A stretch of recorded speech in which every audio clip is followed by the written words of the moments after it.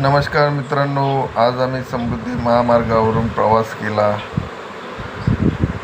नेहमीच काही लोक म्हणत असतात की समृद्धी महामार्गावरती नेहमी ॲक्सिडेंट होत असतात, परंतु मुख्य कारण लोकांना काही माहितीच नाही याबाबत. कारण की ड्रायव्हरची अपुरी झोप हे कारण याच्यासाठी असू शकतं.